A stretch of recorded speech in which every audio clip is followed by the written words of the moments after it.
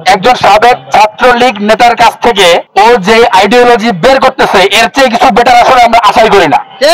আমাদের কথা হলো এই ধরনের আইডিওলজিক্যালি একজন ওয়াস একজন ব্যক্তি কিভাবে হলো জাতীয়তাবাদী বিএনপির একদম সর্বোচ্চ পর্যায়ের একটা লেভেলে একটা পদে আসলে বসে থাকে। সে আসলে টাকার বিনিময়ে গেছে না চাপতে চাপতে গেছে না তেল দিয়ে গেছে, এটা আসলে আমাদের একটা প্রশ্ন জানতে মনে চায় যে সে কিভাবে সেখানে ঢুকছে। এবং সে হলো ছাত্রলীগের হলো গিয়ে একই সাথে সভাপতি ছিল এবং একই সাথে সেক্রেটারি ছিল সে যখন আওয়ামী লীগে ছিল। পরবর্তীতে কৃষক শ্রমিক জনতা লীগ করছে এবং এর পরবর্তীতে হলো গিয়ে ওইখানে সুবিধা না পেয়ে হলো গিয়ে বিএনপির ঘরে এসে চাপছে। তো বিএনপির ঘরে যাবার পর থেকে তার আসল রূপ বের হওয়া শুরু হয়েছে 24-এর 5ই আগস্টের পরে থেকে। মুজিব বন্দনা ওই 32 নম্বর যখন হলো গিয়ে ভেঙে হলো গিয়ে মুজিবের সেই হলো মুজিববাদকে হলো ভেঙে চুরমার করে দেওয়া হয়, সেই সময় সে আর রমিন ফারহান হলো কান্নাকাটি করে হলো টকশোতে গিয়ে। বাংলাদেশের জনগণ যেখানে এক পক্ষ বাংলাদেশপন্থী, তখন এরা আসলে কোন পন্থী আমাদের জানতে মনে চায়। এরা আসলে তাদের পারপাস আসলে বাংলাদেশে সার্ভ করতেছে, আমাদের এটা একটা প্রশ্ন।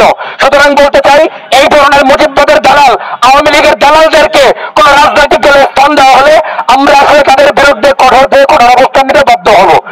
অনতিবিলম্বে এই দালালকে, অনতিবিলম্বে এই সাবেক ছাত্রলীগ ক্যাডারকে হলো তাদের এই বিএনপি থেকে বহিষ্কার করতে হবে এবং অনতিবিলম্বে থেকে আইনের আওতায় আনতে হবে। কারণ জুলাই অভ্যুত্থান কোন সন্ত্রাসী কোন কার্যক্রম হয় নাই, এই বাংলাদেশ স্বাধীন হয়েছে। এই স্বাধীনতাকে নিয়ে যারা প্রশ্ন তোলে তাদের বিরুদ্ধে আইনানুগ ব্যবস্থা নিতে হবে। ইনকিলাব জিন্দাবাদ।